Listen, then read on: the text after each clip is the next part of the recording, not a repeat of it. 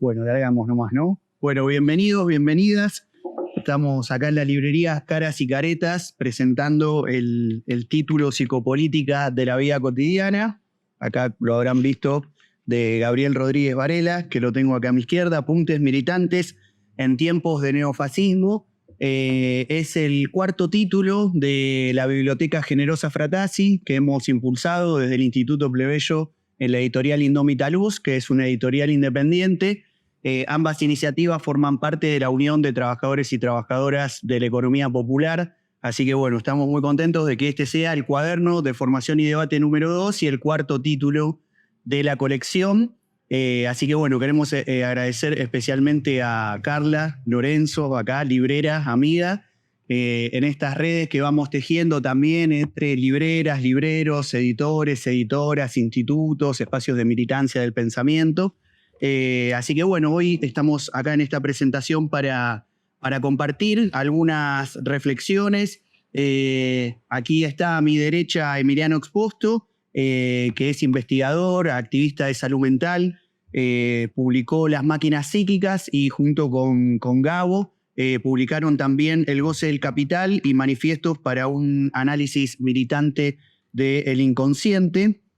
Bueno, acá ando viendo un poco los machetes para las presentaciones. Daniela Danelín, bueno, los tres son integrantes también del observatorio, del laboratorio de políticas del inconsciente. Daniela también es, bueno, profesora, licenciada y doctora en filosofía por la Universidad de Buenos Aires, autora del libro Debería darte vergüenza, ensayos sobre el álgebra lacaniana, y autora de numerosos artículos y ensayos sobre psicoanálisis teórico, además de ser docente de la UNTREF y miembro de Entrevenir. Así que hoy vamos a estar compartiendo un poco algunas miradas en torno a este trabajo, que para nosotros es un gusto darle la bienvenida, porque además, y de paso pasamos el chivo, el 30 de noviembre a las 15 horas vamos a estar haciendo una actividad virtual, haciendo el lanzamiento del Observatorio Silvia Berman de Psicopolítica y Salud Mental, que va a estar dirigiendo, coordinando Gabriel Rodríguez Varela con un equipo de compañeras y compañeras dentro del Instituto Generosa Fratasi, como una apuesta por poner en discusión todas estas cuestiones que tienen que ver con la producción teórica, con la subjetividad, en el marco de la militancia popular. Bueno, mi nombre es Mariano Pacheco, soy director del instituto, así que sin más, les dejo la palabra. No preguntarme, Sí. ¿Querés no presento dos veces? O empezamos todo de nuevo. ¿Te quieren la voz? Bueno, muchas gracias. Estamos en la librería Caras y Caretas. No sé, ¿empezás vos? No, Dani. Empieza. Bueno, Primero, gracias Mariano, Gabo, por la invitación. Pido perdón, llegué tarde, tuve un problema de logística personal familiar y por eso también voy a leer de mi celular, porque no pude imprimir. Perdón. Bueno, dicho eso, lo primero que quiero decir es que Gabo, no les obliga, es un amigo. Nos conocemos, es un compañero con quien hemos discutido muchas veces de política y de psicoanálisis. Nos unen profundas diferencias, pero sobre todo nos une la amistad y el amor por la revolución. Me honra que me haya pedido decir algo sobre este libro, que además es un libro muy personal. No sé quiénes de ustedes han tenido ya la oportunidad de verlo. Quiero empezar por decir algo sobre el tipo de libro que estamos presentando. Son apuntes militantes en tiempos de neofascismo. Son apuntes militantes escritos en lo profundo de una noche a oscuras. Me lo imagino a Gabo, cuando lo leo, me lo imagino a Gabo en su departamento de San Cristóbal, tomando cerveza y escribiendo a la madrugada. Y quizás me equivoque, quizás no haya sido así, pero no importa, porque cuando uno lee el texto, se imagina al autor, ¿no? Quizás con prejuicios, quizás erróneos, pero uno entra en una relación con el autor de estas notas. El libro entonces se compone de todos sus enunciados y de un lugar de enunciación, que es a la vez singular y que es colectivo, ¿no? Porque Gabo habla en nombre propio, pero usa el nosotros. Habla como tiene la libertad de pensamiento, de quien no le debe a nadie, que no tiene que rendir cuentas a nadie, pero usa todo el tiempo, apela a un sujeto colectivo, a un sujeto político, a un nosotros que está presente en todo el libro. Gabo dice nosotros y está diciendo nosotros los militantes populares, las feministas, los comunistas, los activistas de las disidencias. Entonces, bueno, eso para empezar, el lugar de enunciación que acompaña a cada uno de los enunciados de este libro es el lugar de la militancia. Y cualquiera que haya leído otros libros de Gabo o que lo conozca, sabe que Gabo es un militante, ¿no? Antes que nada. Gabo se interesa por el resto de los temas, por la clínica, por la teoría, por las noticias, en la medida en que pueda encontrar ahí una práctica concreta, tangible. Por eso, yo que vengo del palo de la filosofía, considero que este libro no es un libro de filosofía, ni un libro de ciencia política, pongamos, porque tanto la filosofía como la ciencia son saberes sin verdad, ¿no? Es lo que la Kant llamaba son todo saber, un saber sin lugar de enunciación. Y acá lo que tenemos entonces justamente es un saber con verdad, un saber con enunciación. Y espero que no te ofendas con lo que te voy a decir ahora, pero para mí, que aunque sea filósofa, me autopercibo psicoanalista teórica, para mí no es un libro de psicoanálisis teórico. Aunque vos no quieras saber más nada para el psicoanálisis y propongo olvidarlo para siempre, ahí sí, no voy a hacer chicana, pero ahí está la chicana. No, aunque vos insistas en abandonar el psicoanálisis, para mí este libro, esta escritura, te convierte en uno de los primeros psicoanalistas teóricos del país. Andá a mirar, quizás del mundo. ¿Por qué? ¿No? Bueno, ¿qué es el psicoanálisis teórico? Como lo entiendo yo, el psicoanálisis teórico es un tipo de práctica de la escritura, un tipo de práctica del pensamiento que trabaja sobre el saber en relación con la verdad, o sea, con la enunciación y con el goce, ¿no? Con algo de esto de la satisfacción. Con el goce no me voy a meter. Con el goce de este libro, algo de la verdad ya dije, que es el lugar de enunciación, es el lugar del militante, y quiero decir algo sobre el saber, o sea, sobre los enunciados, sobre lo que está dicho, no solo sobre el lugar en el cual se dice. En mi lectura, la gran tesis del libro es que lo inconsciente, y acá estoy citando, ¿no? Lo inconsciente, táctica y estratégicamente hablando, es una dimensión de la materialidad social capitalista de suma importancia para las luchas emancipatorias, ¿no? O sea, el libro apunta a conmover el canon conciencialista, que todavía está muy presente en la izquierda y en toda la política en general, ¿no? La idea de que la política se hace con ideas, con voluntad, ¿no? Poniéndonos de acuerdo en asambleas. Y Gabo, sin renunciar, por supuesto, al pensamiento consciente, a la organización, sí quiere reintroducir ahí una dimensión del inconsciente. Y para eso, yo siento que inaugura un camino nuevo, ¿no? En lugar de volver a insistir sobre otras vías, inaugura un camino nuevo. Para introducir la dimensión de lo inconsciente, Gabo propone una estratificación, ¿no? De la materialidad capitalista como en 4 niveles, que es lo macropolítico, lo micropolítico, lo psicopolítico y lo nanopolítico, ¿no? Y acá me parece que hay como un aporte del libro, este concepto de lo nanopolítico liminal, que viene al lugar del inconsciente. Gabo arranca hablando del inconsciente y de a poco va, ¿no? Y termina hablando de lo nanopolítico liminal, así en operación. Y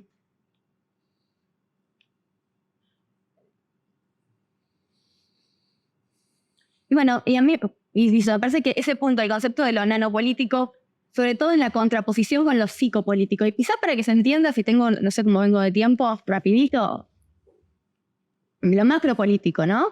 Sí. La caída del muro de Berlín, la guerra de Ucrania, lo micropolítico, que aumenta el pan, ejemplo. Pero estas 2 dimensiones, lo psicopolítico y lo nanopolítico, son novedosas, me parece que es lo más interesante. Y la dimensión psicopolítica, esperen que este formatito se me pierde donde voy. Esperen,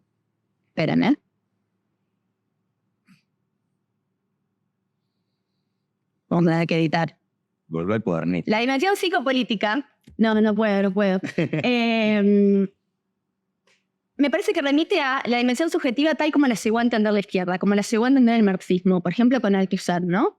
No sé si me equivoco, pero la dimensión psicopolítica apunta a la ideología, al sujeto de la ideología, a la representación, a la hegemonía, ¿no? A la disputa, a las identidades siempre fallidas, a la historia.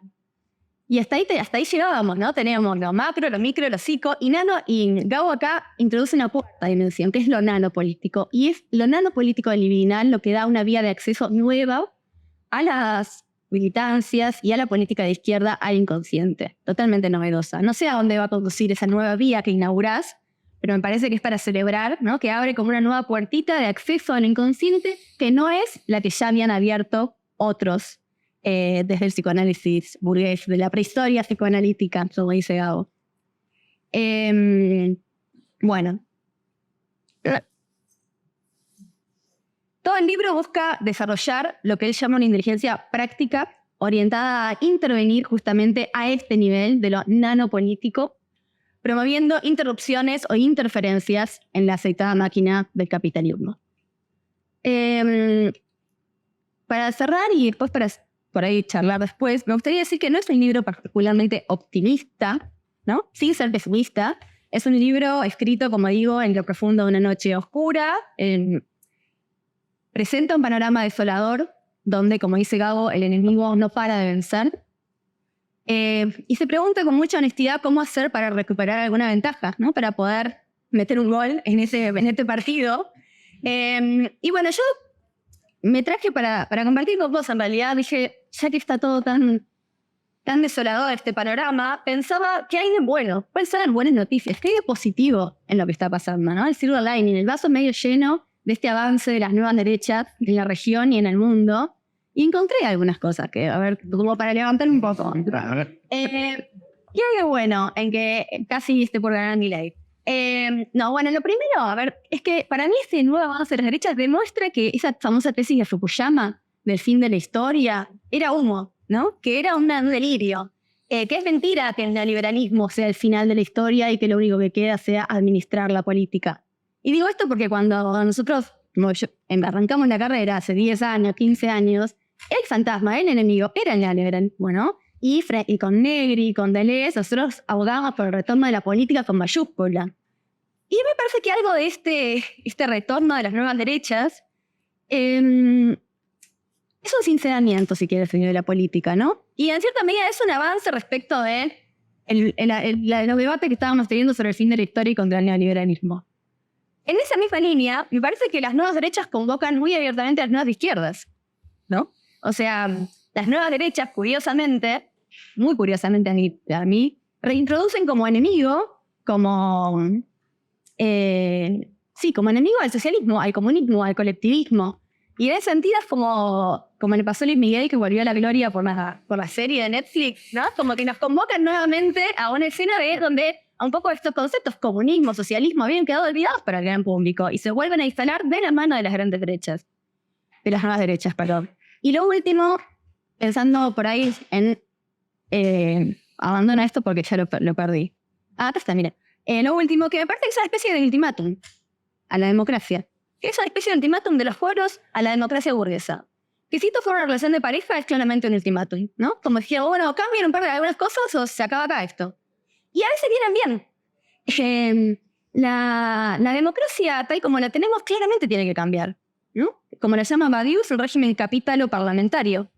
Es una democracia del capitalismo. Y yo creo que como sociedad nos estamos llevando un buen susto. Y que, insisto, quizás venga bien. Teníamos una democracia, esto lo digo para tirar así, polémica para después. Teníamos una democracia que se había dormido en los laureles, que la alcanzaba con el miedo del totalitarismo para zafar, ¿no? Y la frase de Churchill, no es lo mejor, pero es lo único que tenemos, era realmente lo único que teníamos casi en defensa de la democracia. Entonces, así como está, esa democracia que no es buena, pero es lo mejor que es lo único que hay, no se va a sostener mucho tiempo más. Me parece que de acá en más tenemos que preguntarnos qué hacemos con la democracia. Y, volviendo al libro de Gabo para cerrar, la democracia tiene que enganchar más temprano que tarde con un proyecto revolucionario de superación del capitalismo. Democracia y capitalismo son antagónicos, se excluyen. Y esto nos tiene que ir quedando claro. Me parece que este golpe que nos dio a todos nos tiene que ir como haciendo pensar esta idea. O es democracia o es capitalismo. Y si la democracia va a subsistir, tiene que proponer una salida y una superación del capitalismo. No puede ser simplemente administrarlo.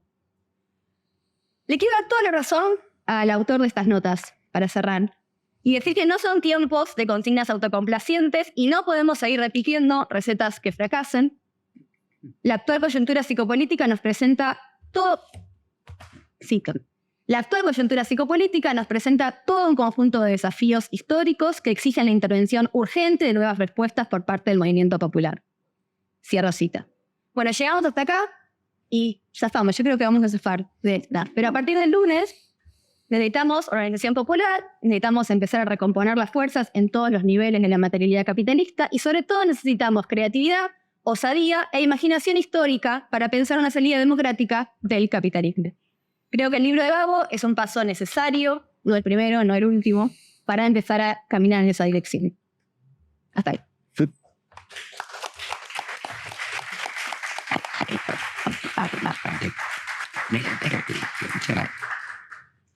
Bueno, Emi, Tómame. ¿Qué tal? ¿Todo piola?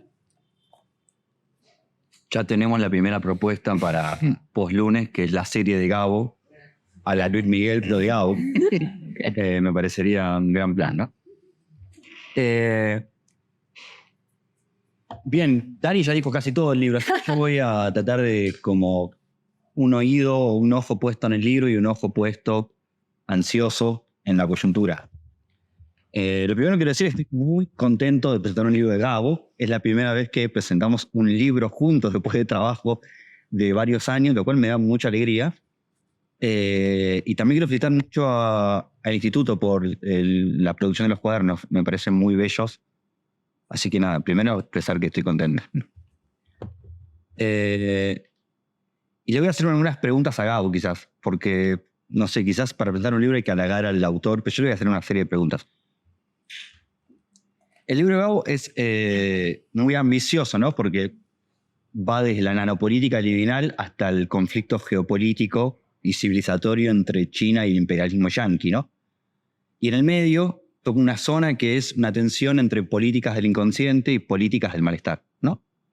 Como la primera cuestión que tenía anotada era cuando traigo la siguiente escena.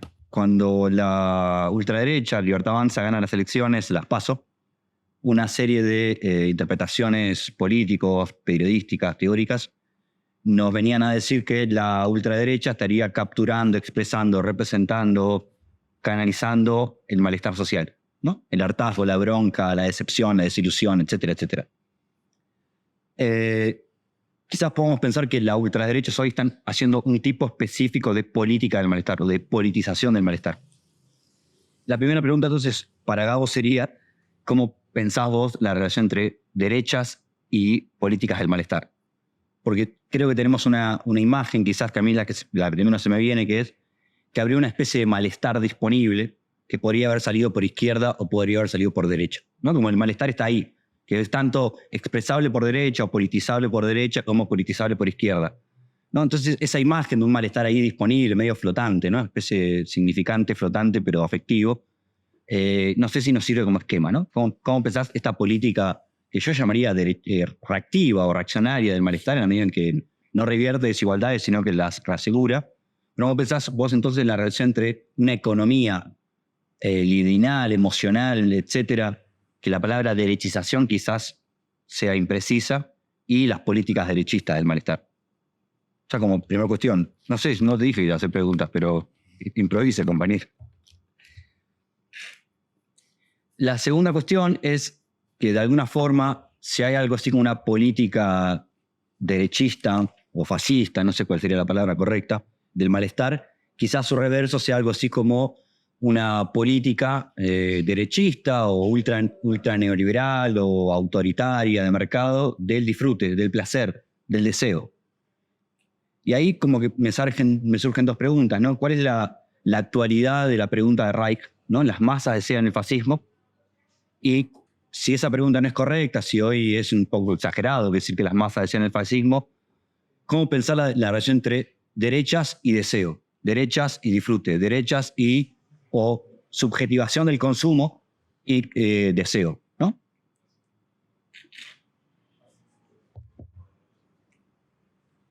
La tercera cuestión es, hay una frase del libro de Gabo que es espectacular y que vuelve como una especie de mantra, que es: estamos derrotados, el enemigo no para de vencer, estamos derrotados, el enemigo no para de vencer.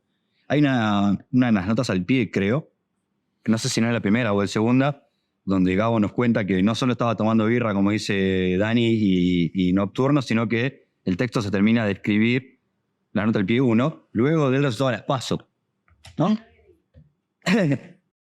No tenés nada del pie, no fuiste a Bonn, vos. ¿No estudiaste Derrida? Viene esa imagen, ¿no? Estamos derrotados, el enemigo no para de vencer, etc. Y ahí, como cuando lo leí a Gabo, primero me producía como una gran adherencia afectiva a la derrota.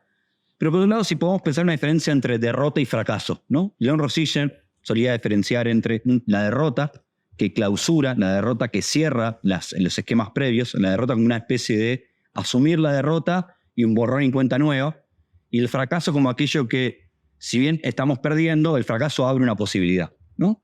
Entonces, ¿cómo pensabas vos ahí, Gaby, la relación entre fracaso y derrota, ¿no? Como el fracaso, decía Rosichem, nos pone a nosotros en primera persona o en implicación subjetiva respecto a un enemigo que no para de vencer, y la derrota como que nos pone exterioridad y clausura, ¿no? Hemos sido derrotados, termina la historia.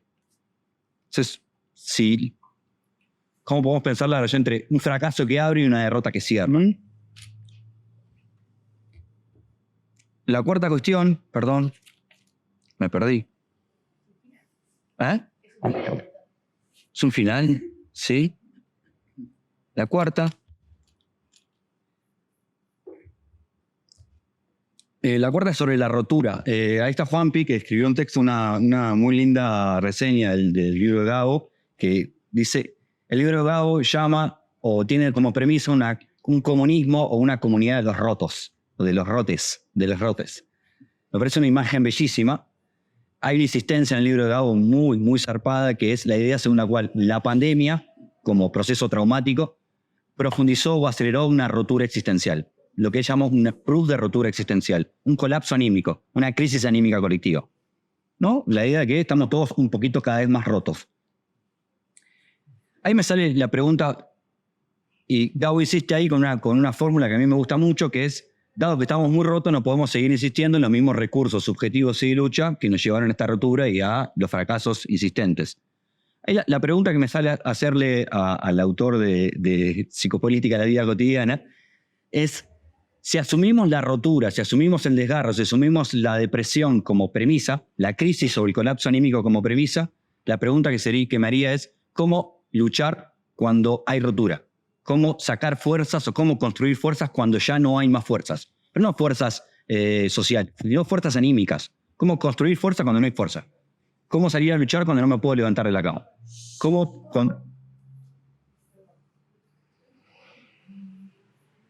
comprometernos en formas de solidaridad común cuando no podemos parar de producir y competir? ¿No?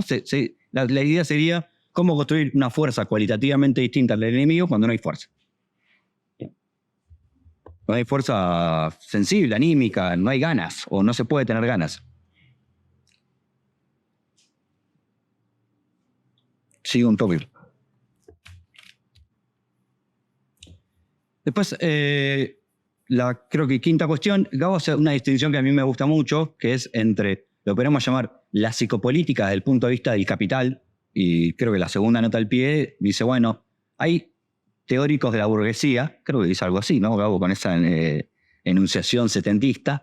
Hay teóricos de la burguesía que vienen pensando la psicopolítica y Woo Chung-han sería uno de sus predilectos enunciadores. Y él trata de pensar una psicopolítica alternativa, una psicopolítica popular, una psicopolítica revolucionaria, etc. Me parece muy útil esa diferencia entre psicopoder capitalista y psicopolítica popular, que de lleno le meten el problema de las políticas del inconsciente. Y la pregunta que me quiero hacer es, como hacerle al autor, es ¿dónde podemos detectar hoy prácticas prefigurativas de psicopolítica popular? ¿No? Se viene la pregunta, ¿dónde podemos detectar hoy los feminismos, en la disidencia, en el movimiento popular, en ciertas prácticas contraculturales, etcétera, que algo de la psicopolítica distinta a la del enemigo se está prefigurando? ¿Qué podemos entender hoy si tuviéramos que decirnos, esto es una política del inconsciente, esto es una psicopolítica? ¿Cuáles serían las cartografías mínimas? Pues no contestar, Gaby. Y la última cuestión es, Gabo hace una diferenciación que a mí me parece muy zarpada, que es entre salud mental y psicopolítica, ¿no? Entre salud mental y psicopolítica, entre activismos, luchas históricas, etcétera, en salud mental y psicopolítica. Y de hecho llama a la salud mental tal y como la conocemos la salud mental del Estado, ¿no? Con mucha malicia y hermosa malicia, salud mental del Estado. Y gran parte de los autores que Gabo trae, que son Reich, que son Rosichner, que son Bleichmar, que es Plataforma, que es Guattari, etc., de alguna forma fueron profesionales de la salud mental. Entonces yo quiero insistir en la pregunta de cómo pensás, y te quiero escuchar, la relación entre salud mental y psicopolítica, ¿no? ¿Cuál sería el diferencial? Son preguntas para que te luzcas, Gabo. Listo, yo también, gracias.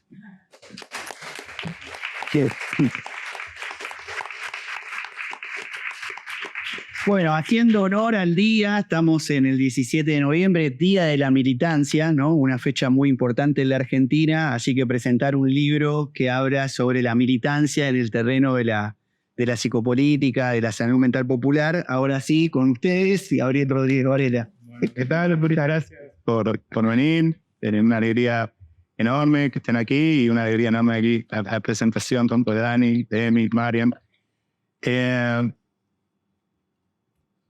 Emi me compartió una serie de preguntas y bueno, voy a intentar compartir algunas reflexiones en torno a esas preguntas, intentando que funcionen como un poco dando cuenta de algunas de las búsquedas que imagino estaban en juego al momento de escribir este cuaderno, que digamos, como decía Dani también, digamos, hay algo del orden de una búsqueda personal a nivel de la escritura y de intentar cernir todo un conjunto de referencias muy ambiciosas, lo cual implica grandes dosis de imprecisión al abordar diferentes registros, digamos, de pensar de cómo poder conectar las problemáticas relativas a la politización de lo inconsciente con fuerza de magnitud civilizatoria y los debates que se dan por la dirección del proceso civilizatorio entre Estados Unidos y China, digamos, por decirlo rápidamente, implica como trazar un mapa muy vasto que implica ciertos niveles de precisión, pero que entiendo que es el recorrido indispensable para poder generar un campo de intervención a nivel de lo que yo nombro allí como politización de lo inconsciente o el campo de políticas de lo inconsciente. Que tiene que ver, digamos, sí, con poder salir al relevo, digamos, de ciertos esquemas conciencialistas que prevalecen en las prácticas político-militantes y activistas y poder pensar cuáles son las incidencias de poder desarrollar una inteligencia no solamente práctica, no solamente teórica, sino también a nivel de invención de nuevos dispositivos militantes que introduzcan los vectores de lo inconsciente como un problema decididamente político y de suma relevancia para cualquier proyecto emancipatorio revolucionario de superación civilizatoria del capitalismo. En ese sentido, una de las cuestiones que sí me parecía importante plantear, me perdí un poquito, pero ahora se me va a venir, tiene que ver con... si se quiere,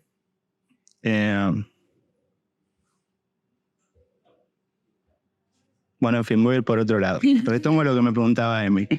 En ese recorrido de trazar un mapa para poder darle una consistencia, si se quiere, política al campo histórico, política, social, desde una perspectiva revolucionaria, que no pierda de vista un horizonte estratégico de magnitud civilizatoria y poder llegar desde ese recorrido a el problema de la política de lo inconsciente, lo nanopolítico libidinal, digamos, involucra un pasaje, así lo planteo en esos términos, en el cuaderno, que tiene que ver con poder, digamos, especificar ciertos registros de la materialidad social, un poco sirviéndome para eso en algunos aportes, sobre todo de Guattari y Deleuze, en el Antiedipo, digamos, y poder trabajar una diferenciación de la materialidad social capitalista que se encuentra estratificada, y poder ubicarlo, como decía Dani, lo macro, lo micro, lo psicopolítico y lo nanopolítico, que lo nanopolítico sería estrictamente hablando aquello que referiría desde mi punto de vista al campo, a los vectores inconscientes involucrados en la subjetivación capitalista.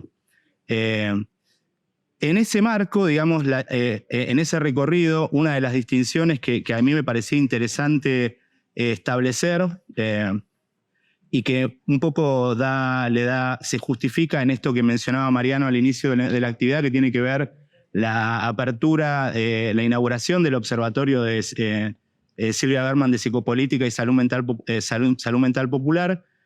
Tiene que ver con el desafío de cómo poder pensar el desarrollo de una programática que atienda específicamente a los registros psicopolíticos de la vida social dentro de el conjunto de digamos, el movimiento popular, de las prácticas militantes. El desafío de cómo generar una política específicamente orientada que pueda darle cuerpo al desarrollo de líneas de acción específicamente orientadas a intervenir en el campo de lo subjetivo y en ese mismo movimiento que puede introducir el problema de lo inconsciente. Digo, acá se me viene la frase de Silvia Bleichmar, que ella, el término más bien dice el aparato psíquico no es la subjetividad, yo diría la subjetividad no es lo inconsciente, ¿no?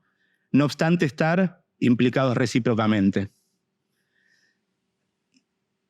Un poco ante la pregunta de cómo poder pensar prácticas militantes, una programática, no prácticas aisladas, sino algún tipo de programática del movimiento popular que desarrolle líneas de acción para intervenir en ese campo, una de las cuestiones que me parece fundamental es poder problematizar lo que yo entiendo que es cierto realismo psicoterapéutico que tiene que ver con el campo de lo anímico y la subjetividad en general y que también afecta al campo de la política de lo inconsciente, en donde, digamos, y prevalecen el abordaje de las dimensiones anímico-afectivas de la vida social comandadas por, digamos, los saberes expertos de las disciplinas psi, digamos, en ese sentido, que y la salud mental del Estado para mí es un campo codificado, un conjunto de prácticas que se codifican territorialmente con la mediación del Estado, bajo dominancia, control y en última instancia, creo yo, tutela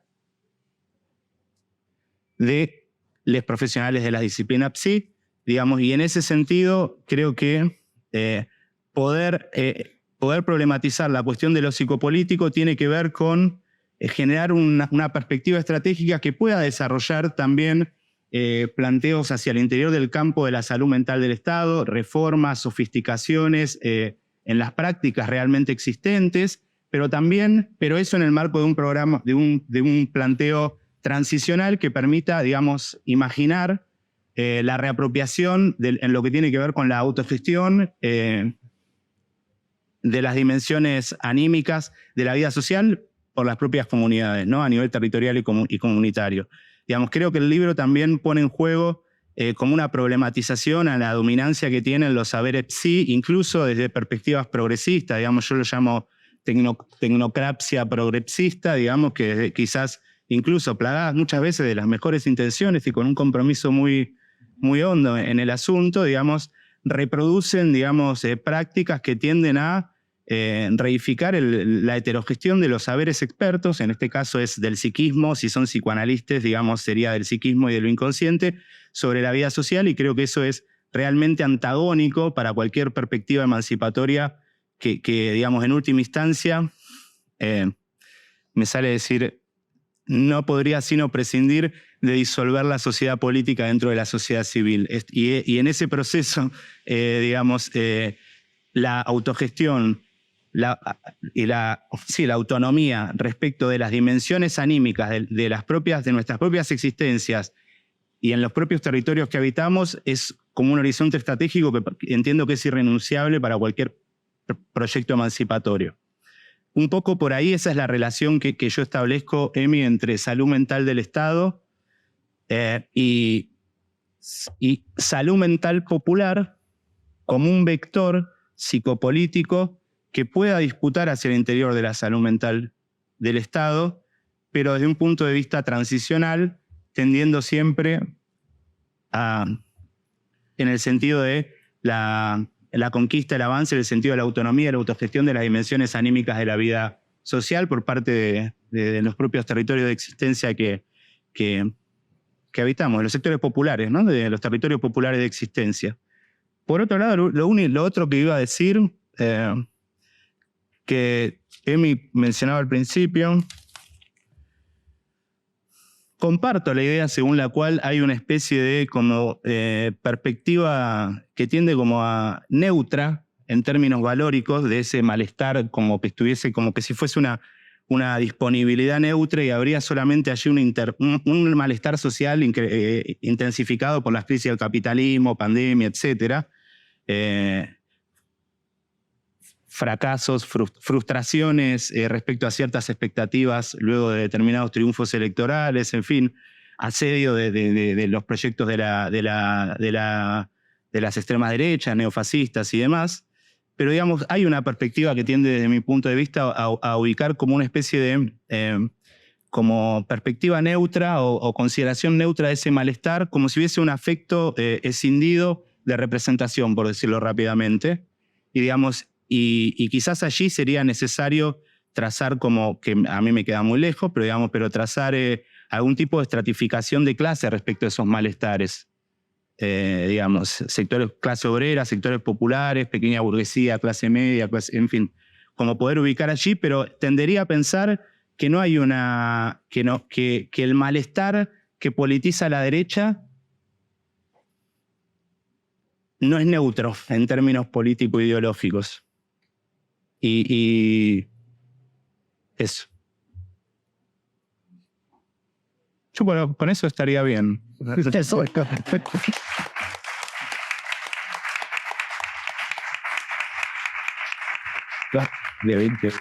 Bueno, queremos recordarles que allá atrás hay gente amiga con la mesita típica que no puede faltar en toda actividad militante, que los libros, no solo Psicopolítica de la vida cotidiana de Gabriel Rodríguez Varela, sino también el cuaderno número 1 de Formación y Debate con la entrevista que le hicimos a Álvaro García Linera, y un libro de conversaciones sobre la economía popular y otro libro, La democracia en cuestión. Los 4 títulos del Instituto Generosa Fratazzi y la editorial Indomitaluz están hoy con un descuento, compañero, para que puedan también contribuir a este proyecto autogestionado que ha sido sacar estos 4 libros, y que, bueno, a partir de ahora tenemos un rato también para conversar, preguntarle cosas al autor, a quienes nos han acompañado en el panel, y tener un mínimo intercambio que posibilite seguir discutiendo estas cuestiones en una coyuntura tan urgente, además, como la que está atravesando la Argentina en estas horas. Así que, bueno, muchas gracias por venir. A Faba de Tierra Roja, que está contribuyendo con el trabajo técnico para poder filmar la actividad. Bueno, y nuevamente a Carlita, amiga librera, también con quien hemos coordinado para poder hacer esta actividad.